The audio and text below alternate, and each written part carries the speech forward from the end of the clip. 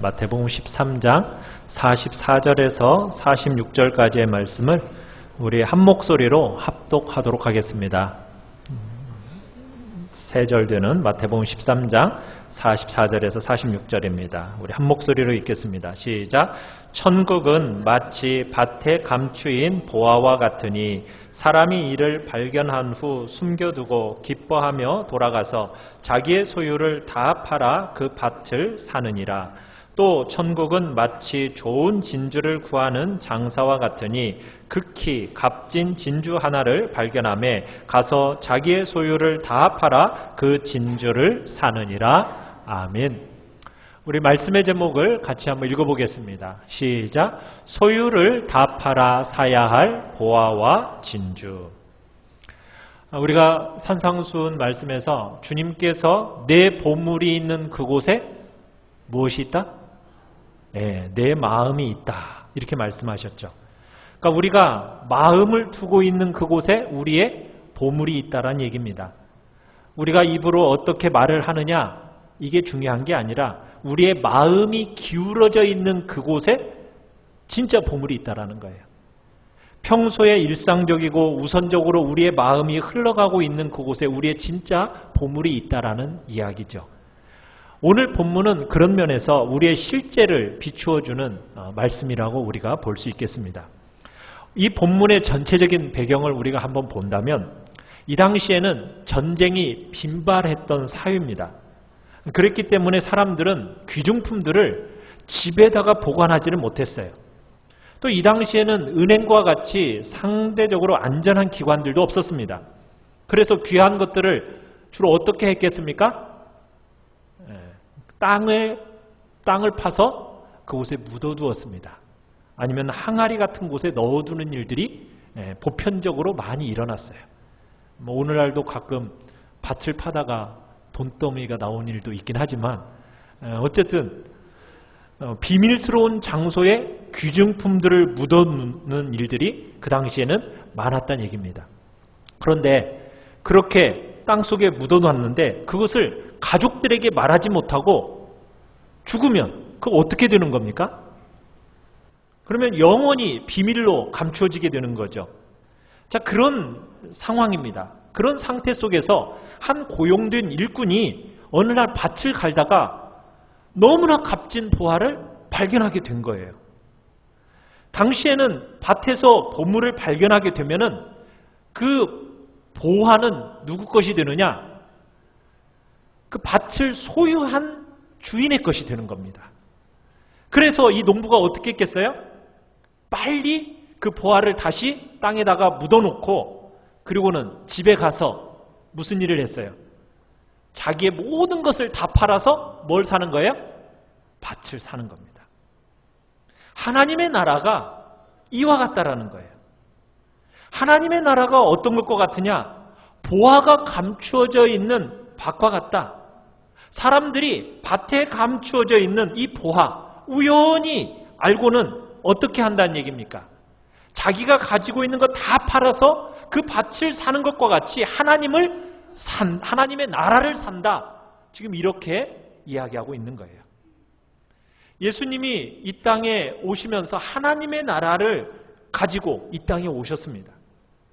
그런데 우연히 하나님의 나라가 있다라는 것을 발견하게 됐어요. 그러면은 어떤 현상이 일어난다고요? 가지고 있던 모든 것을 다 팔아서 그 하나님의 나라가 감추어져 있는 밭을 산다라는 얘기입니다. 두 번째 이야기도 거의 똑같은 비유입니다. 극히 값진 진주 비유. 진주를 사러 다니는 진주 장사가 있습니다. 요즘이야 진주가 어때요? 굉장히 흔해졌죠.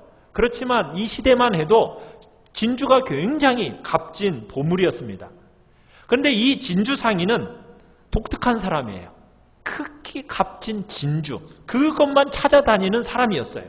근데 어느 날 이렇게 돌아다니다가 어느 곳에서 자기가 일생 바쳐서 찾던 그 좋은 진주를 발견하게 된 거예요.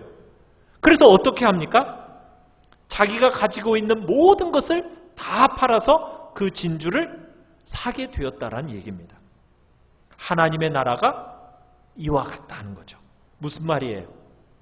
극히 값진 진주를 찾는 장사가 너무 값지고 어디서도 찾을 수 없는 그 진주인 하나님의 나라를 발견해놓고 그 하나님의 나라를 사기 위해서 자기가 가지고 있는 모든 것을 팔아서 그 하나님의 나라를 사는 것과 같다.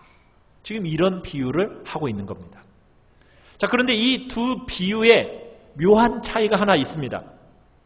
그 차이는 뭘까요? 첫 번째, 이 보화가 감추인 밭의 비유는 보화를 어떻게 발견했습니까? 우연히 발견했어요. 그죠? 우연히. 밭 갈다가 우연히. 자, 그런데 진주 장사가 극히 값진 진주를 어떻게 만나게 됐죠? 찾으러 다니다가 발견하게 된 겁니다. 그러니까 하나님의 나라에 들어오는 백성들도 이와 같다는 거예요. 어떤 사람은 마치 밭의 비유처럼 아무 생각 없이 친구 따라 어디 오듯이 강남 가듯이 그렇게 교회에 찾아왔어요. 그러다가 보화를 만난 거예요.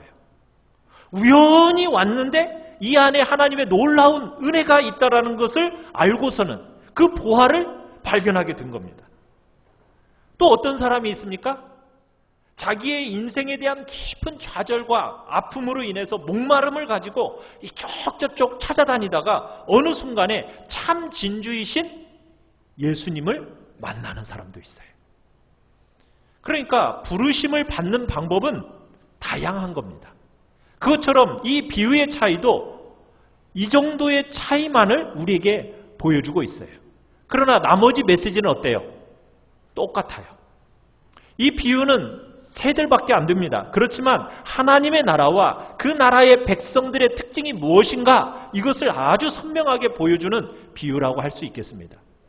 자, 우리 1번 같이 한번 읽어보겠습니다. 1번입니다. 시작. 벅찬 감격과 큰 기쁨을 주는 하나님 나라. 여러분, 하나님의 나라는 보화가 감추인 밭과 같다라고 얘기했어요. 그래서 모든 것을 다 팔아서 살 만큼 가치 있는 값진 진주다. 이렇게 하나님의 나라를 비유하고 있습니다. 여러분이 어느 날 정말 고용된 이 노동자라고 한번 생각을 해보십시오. 여러분이 뙤약볕에서 밭을 막 갈고 있는데 갑자기 철커덩 하면서 보물상자가 걸려 나온 거예요. 그리고 딱 열어봤더니 그곳에 너무나도 값진 보석이 담겨 있다고 한번 생각해 보십시오. 여러분, 그것을 발견했을 때 여러분의 마음은 어떻겠어요? 재수없다고 생각합니까? 아니죠. 말할 수 없는 감격과 기쁨이 막 용솟음 치지 않겠어요? 우와, 이런 보물이 예기치 않았던 그 보물로 말미암아 그 마음에 말할 수 없는 기쁨과 감격이 막 몰려오는 겁니다. 값진 진주를 찾아 목말라 그렇게 찾으러 다녔던 그 진주 장사도 자기가 여태까지 보지 못했던 극히 값진 그 진주를 발견했을 때 그 심정, 마음이 어떻겠어요? 벅찬 감격과 기쁨으로 그 마음이 가득했었을 겁니다. 여러분, 하나님 나라의 가장 중요한 특징이 뭐라고요? 하나님의 나라를 발견하고 나면 그 마음에 뭐로 지금 가득 차게 되는 겁니까? 벅찬 감격과 큰 기쁨을 주는 나라가 바로 하나님의 나라라는 얘기입니다. 여러분, 하나님의 나라는 그저 종교적인 사람으로 만드는 데 목적이 있는 게 아닙니다. 하나님의 나라는 세상 어디에서도 찾아볼 수 없는 기쁨, 큰 기쁨을 주는 나라가 하나님의 나라입니다. 하늘에 있는 진짜 기쁨, 그 기쁨을 이 땅에 가지고 와서 기쁨과 감격을 우리들에게 주는 나라, 그 나라가 바로 하나님의 나라란 얘기예요. 마치 밭에 감추었던 보화를 발견한 것처럼 말할 수 없는 감격과 기쁨이 속에서부터 용솟음치는 것, 그게 바로 하나님의 나라입니다. 이 땅의 기쁨과는 달라요. 이 땅의 기쁨이라는 것은 껍데기 같아요. 이 땅에 좋은 것들은 다 섞여 있어요. 좋은 것 같지만은 그 속에 또 뭐가 있습니까? 정말 눈물이 있고 그 안에 즐거움이 있는가 하면 또 뭣도 있어요? 즐거움 끝에는 쓰라림이 있는 것이 바로 세상의 기쁨이라는 거예요. 그리고 그 기쁨이라는 것은 영원하지가 않습니다. 잠시 잠깐이에요. 그러나 주님이 우리에게 주시는 기쁨은 어떤 기쁨입니까? 순전한 기쁨입니다. 그 기쁨은 잠시만 기쁜 게 아니에요. 그 기쁨은 영혼의 가장 깊은 열망이 충족되어지는 기쁨이요. 세월이 갈수록 더 오묘해지고 그 내용이 더 풍성해지는 그런 기쁨을 가져다주는 나라가 바로 하나님의 나라입니다. 그 하나님의 나라를 발견하게 되면은 여러분의 마음속에 어릴 때부터 온갖 형태로 주어졌던 깊은 상처, 그것이 싸매어지는 역사, 회복되어지는 역사, 치료되어지는 역사를 가져다주는 나라가 바로 하나님의 나라입니다.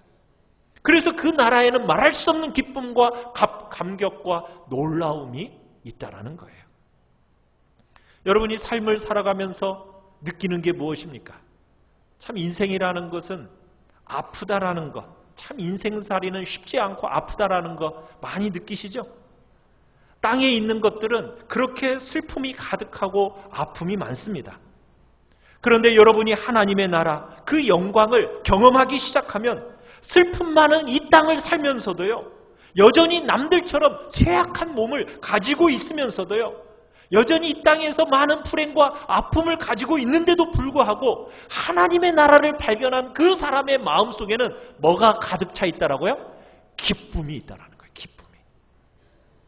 하나님의 나라가 이 땅에 오면서 슬픔 많은 이 땅에 정말 밭에서 발견한 보화를 발견한 그 사람처럼 하늘의 기쁨이 우리의 삶 속으로 밀려 들어오는 겁니다.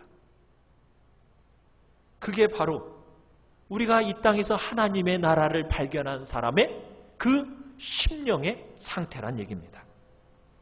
그 기쁨은 누구도 빼앗아갈 수 없는 참된 기쁨입니다. 그 놀라운 하나님의 나라가 이 땅에 와 있습니다. 여러분이 경험하는 세계, 눈물 많고 슬픔 많고 아픔도 많지만 그러나 믿음 안에서 하나님의 성령의 역사 안에서 생명의 말씀이 주는 하나님의 나라 그 기쁨, 감격 경험하셨습니까? 그렇다면 그 기쁨을 잃지 않도록 사셔야 됩니다. 우리 두 번째, 2번 같이 한번 읽어보겠습니다. 시작. 숨겨져 있는 하나님 나라. 여러분, 하나님의 나라가 이 놀라운 기쁨과 감격을 가지고 있는데 더 놀라운 건 뭐냐? 하나님의 나라가 어떻게 되어 있다고요? 숨겨져 있다라는 거예요. 여러분, 이 보화를 발견한 이 농부가 발견하고 나서 딱 감춰놓고 그 다음에는 어떻게 했겠어요? 헐레벌떡 막 집으로 돌아왔겠죠. 집으로 돌아와서 아내하고 상의를 제대로 했을까요? 못했을까요? 못하죠. 자식들한테 얘기 함부로 하겠어요? 친척들한테 함부로 얘기하겠어요? 못해요. 왜? 이거 비밀새 나가면 끝나니까. 지금 남의 집으로 소작농으로 일하는 사람입니다. 그러다 보니까 얼마나 가난했겠어요. 이 가난한 살림 전부 끌어다 모아다가 지금 밭을 사야 되는 거예요. 그러니 다 끌어다가 그 밭을 산다고 하니 그 주변의 사람들이 칭찬할까요? 아이고 잘하고 있네. 이렇게 말을 할까요? 그럴 사람? 아무도 없어요. 농부가 밭에서 일을 하면서 보석을 발견했는데 여러분, 그 보석을 어떤 사람은 못 봐요. 어떤 사람에게는 보이는데 어떤 사람에게는 안 보여요. 값진 진주를 찾아다니는데 그 진주를 알아보는 사람이 있고 그 진주를 알아보지 못하는 사람이 있어요. 여러분, 이 비유가 갖는 중요한 내용이 이 내용이에요. 많은 사람이 여러분, 그 소작농이 그 밭을 사려고 할 때 그 옆에서 사라고 북돋아줬겠습니까? 아니면은 사지 말라고 자꾸 설득을 했겠습니까? 사지 말라고 그랬겠죠. 온갖 이유를 대면서 그 밭을 사지 말라고 했겠죠. 왜? 뭘 모르니까? 밭의 가치를 전혀 알지 못하니까. 그러면서 그 사람들의 평가 기준은 뭐예요? 야, 그 밭은 별로 농사가 잘 되지 않는 땅이야. 다른 곳에서는 5배, 10배가 열어도 거기는 1배 반밖에 열리지 않는 땅이야. 그 땅은 살 필요가 없어. 사람들은 자꾸 사지 말라고 얘기하겠죠. 근데 농부는 뭘 알고 있어요? 평가하는 눈이 완전히 다른 거예요. 어떻게 달라요? 세상 사람들은 그 땅에서 수확이 얼마나 맺힐까 그것만 바라보지만 이 밭을 바라보는 농부는 뭘 보고 있는 겁니까? 그 밭에 감추인 보화를 보고 있는 거예요. 그 수확이 얼마냐 이건 중요하지 않은 거예요. 그 밭에 보석이 들어있다는 것을 농부는 알고 있기 때문에 지금 그 자기의 가지고 있는 모든 재산을 다 팔아서 지금 그 밭을 사겠다라는 거예요. 사람들은 보석을 보지 못하기 때문에 뭐라고 그러겠어요? 그 농부를 가리켰다가 저런 미친 놈, 어리석은 놈, 멍청한 놈, 왜 저런 삶을 사는지 모르겠다라고 사람들은 손가락질할 겁니다. 여러분이 밭의 보화를 발견하고 밭을 가진 모든 것을 다 팔아서 살려고 하잖아요. 그러면은 여러분 주변의 사람들이 여러분을 어떻게 여기겠습니까? 그럴 때 여러분의 마음에는 무엇이 따라오는지 아세요? 고독함이 따라와요. 고독함. 나는 보이는데 왜 저 사람들은 몰라서 자꾸 나를 이상한 사람 취급하고 손가락질하는가? 눈에 보이는데 왜 저 사람들 눈에는 보이지 않는 걸까? 그래서 정말 여러분의 삶을 도저히 이해하지 못하는 그런 사람들이 나온다라는 거예요. 여러분 왜 하나님 나라의 그 기쁨과 감격이 감추어져 있고 안 보이는 것일까요? 우리 눈에는 보여지는 이 기쁨과 감격이 세상 저 사람들 속에는 왜 그 눈에는 보여지지 않는 걸까? 성경이 그 이야기를 하고 있어요. 하나님의 나라가 엄청난 감격과 기쁨을 가지고 이 땅에 임하여 들어왔는데 사람들이 그 기쁨과 그 나라의 엄청난 감격을 보지를 못하는 거예요. 왜? 눈이 완전히 감겨져 있기 때문에. 눈이 감겨져 있어요. 사람들이 하나님의 나라를 못 보는 이유가 뭐냐면 태어나면서부터 볼 수 없는 상태로 태어났기 때문입니다. 보물이 감추어져 있어서 안 보이는 게 아니에요. 하나님의 나라는 보이는 사람들에게는 정말 곳곳에서 표와 증거가 드러나도록 볼 눈이 있고 들을 귀가 있는 사람들은 다 보고 듣습니다. 그런데 어떤 사람들은 전혀 눈이 멀어서 보지를 못해요. 귀가 막혀서 듣지를 못해요. 이것이 이 시대에 너무나 중요한 비극이며 사람들이 무시하고 있는 가장 결정적인 제목 중에 하나예요. 왜 안 보일까? 자, 우리 말씀을 같이 한번 읽어봅시다. 고린도후서 4장 3절에서 4절입니다.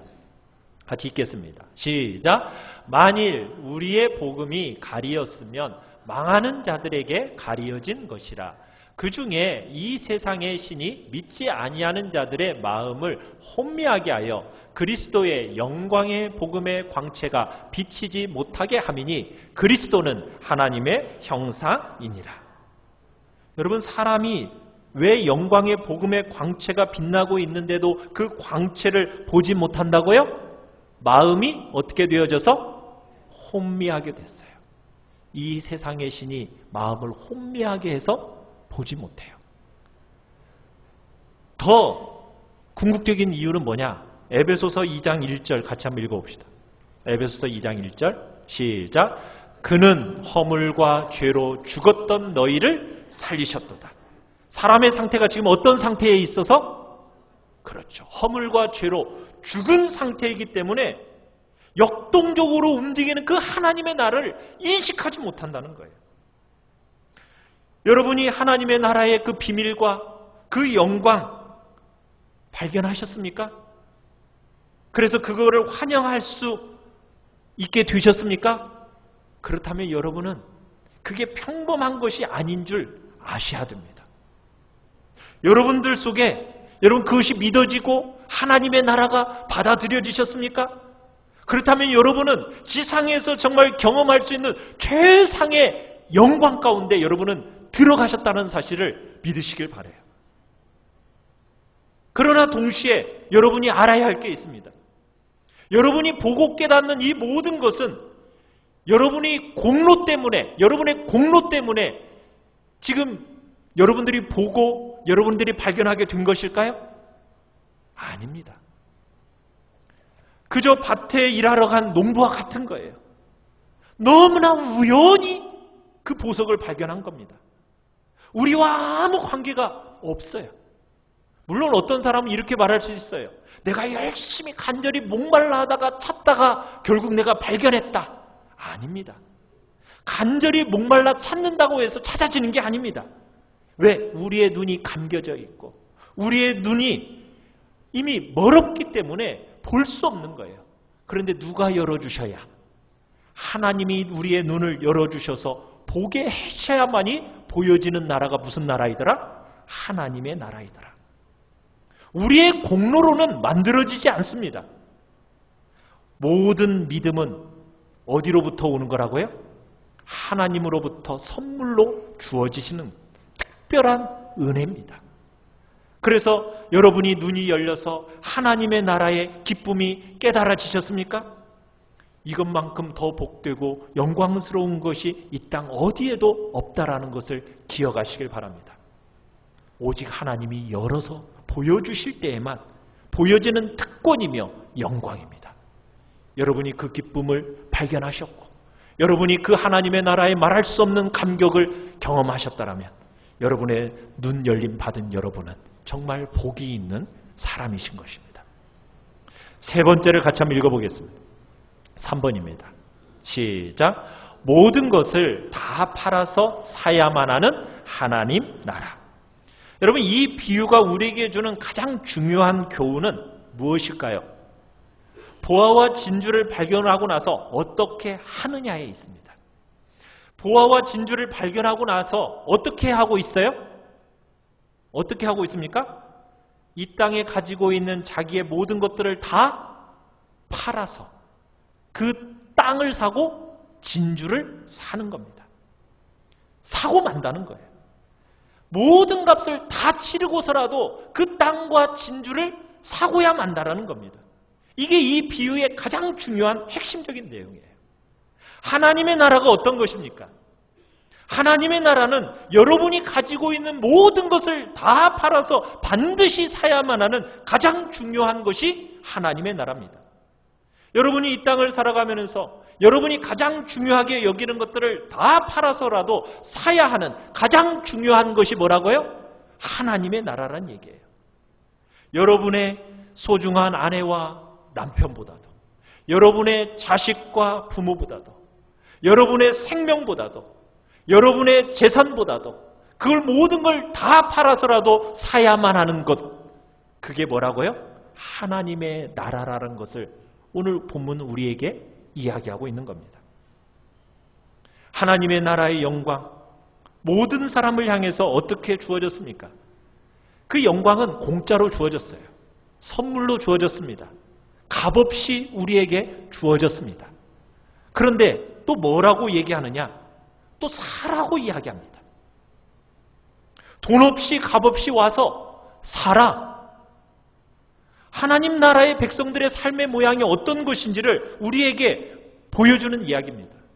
정말 하나님 나라를 발견해서 정말 그것이 무엇인지를 안 사람이라면 어떻게 한다고요? 자기의 모든 것을 가져다가 다 팔아서 그 나라를 산다는 거예요. 이것이 하나님 나라 백성들의 가장 중요한 특징입니다. 여러분이 가지고 있는 모든 것들을 언제든지 내려놓고 포기하라는 거예요. 마치 누구의 얘기와 같으냐면 예수님을 찾아왔던 부자 청년 이야기 아시지요? 그 부자 청년 관원에게 예수님이 뭐라고 말씀을 하셨습니까? 자, 우리 마태복음 19장 21절 같이 한번 읽어보겠습니다.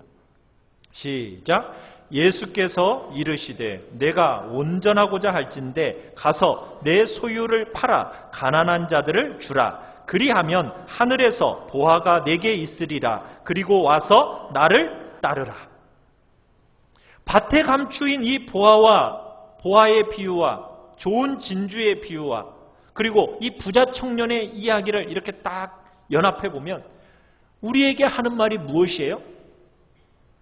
하나님 나라의 기쁨을 네가 진짜 발견했느냐? 정말 하나님의 나라를 너가 발견한 진실한 성도냐? 그렇다면 공통적으로 무엇을 요구받고 있다라는 거예요?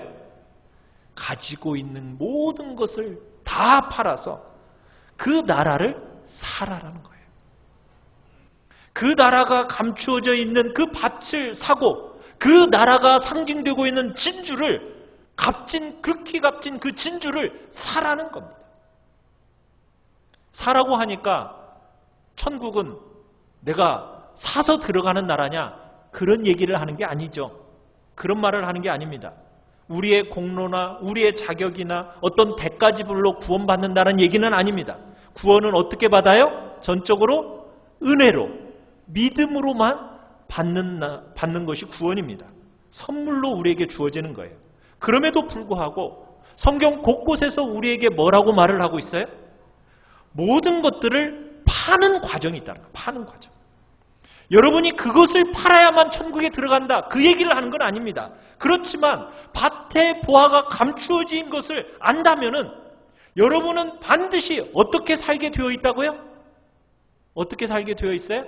반드시 보화 때문에 그 모든 것을 팔아서 그 밭을 반드시 사도록 되어 있다는 얘기입니다.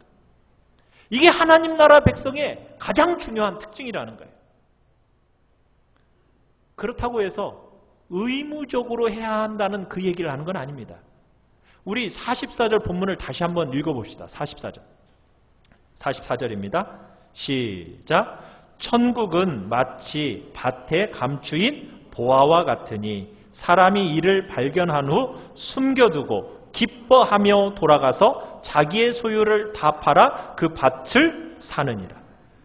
자, 여러분, 보석을 하나님의 나라를 발견한 사람의 심령의 상태가 어떻다고요? 기뻐하며. 여러분, 자기 가진 소유를 지금 의무이기 때문에 억지로 판다는 얘기입니까? 아니죠. 이렇게 안 하면은 나한테 무슨 안 좋은 일이 생길까 두려워서 지금 이렇게 하는 겁니까? 아니죠.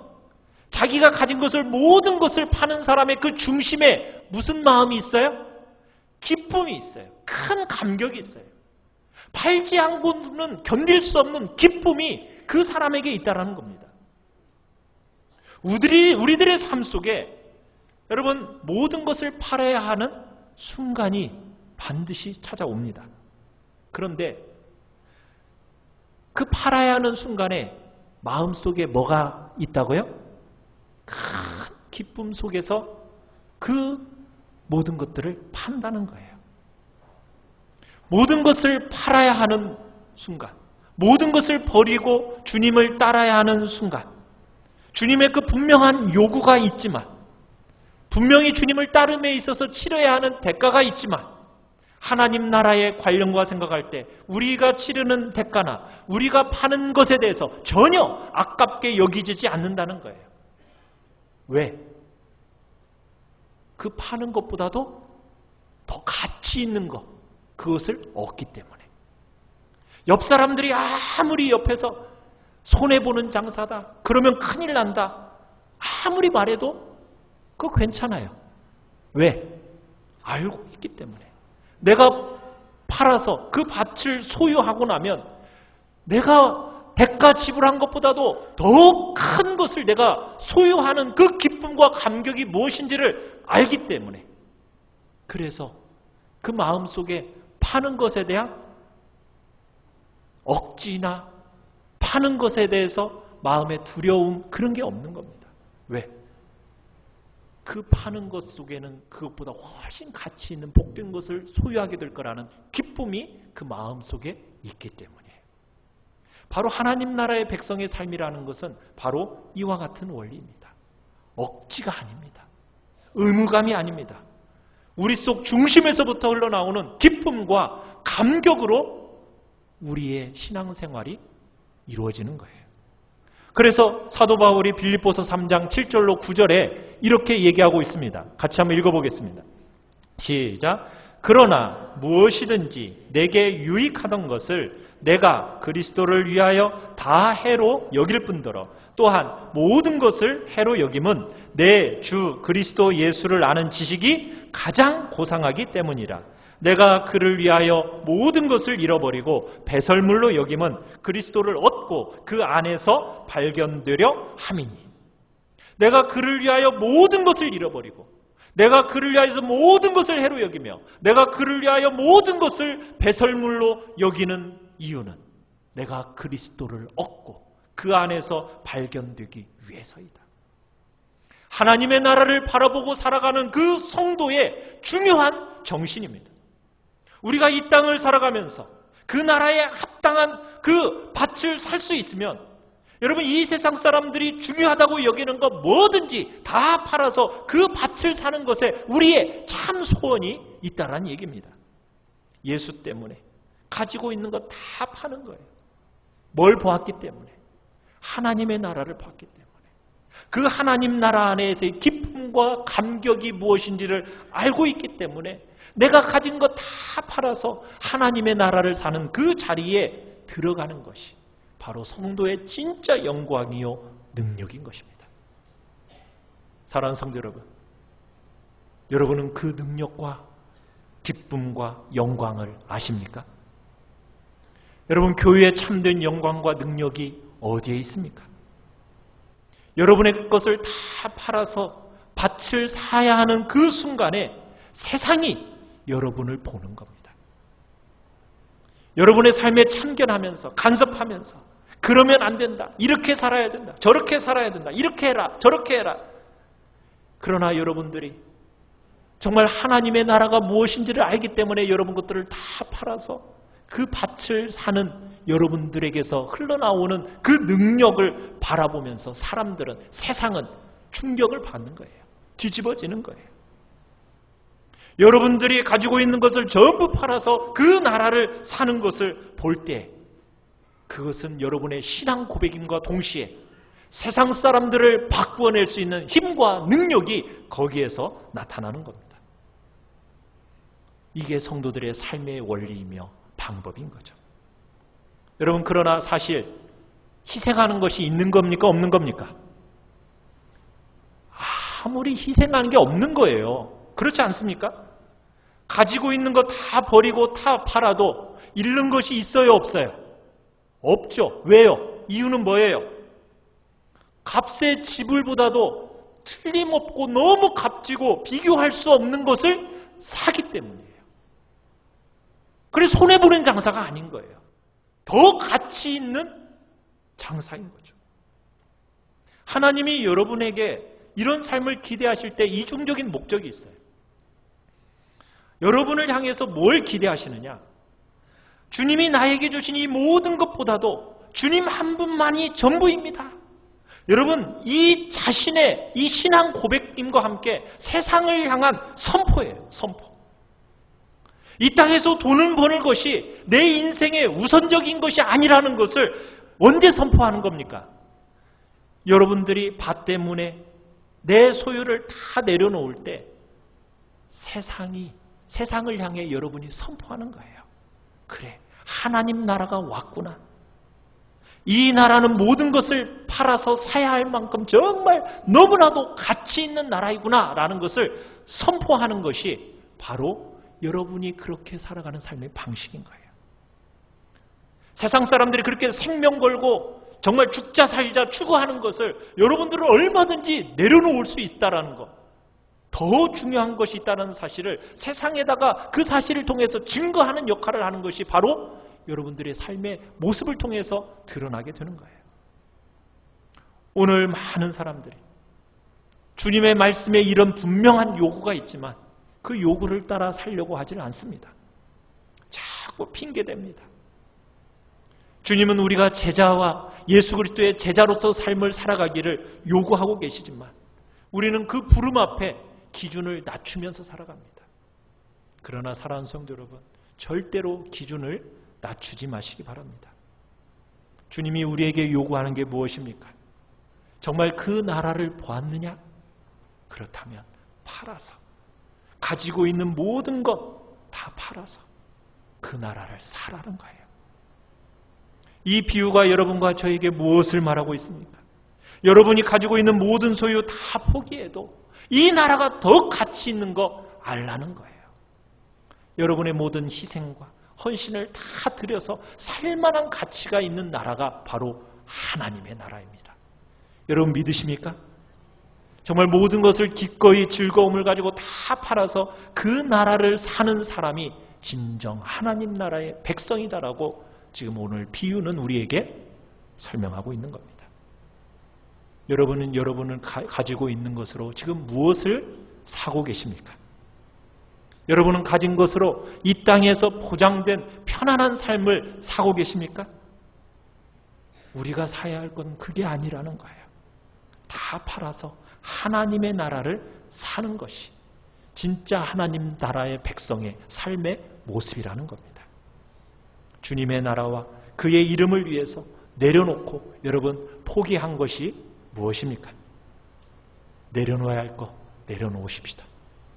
정말 최고의 가치 하나님의 나라를 위해서 좀 나의 편안한 삶 포기하고 정말 그 나라를 위해서 조금 수고로운 삶으로 들어가십시다. 마음속에 정말 주님의 나라 진짜 기쁨 맛보셨습니까? 그 기쁨 때문에 땅의 기쁨들에 우리의 마음을 빼앗기지 마십시다. 그 모든 것들을 사용해서 진짜 하늘의 진짜 기쁨을 누리는 복된 삶, 참된 하나님 나라의 백성의 삶을 살아가는 우리 귀한 성도님들 되시기를 간절히 축원합니다. 우리 같이 찬양합시다.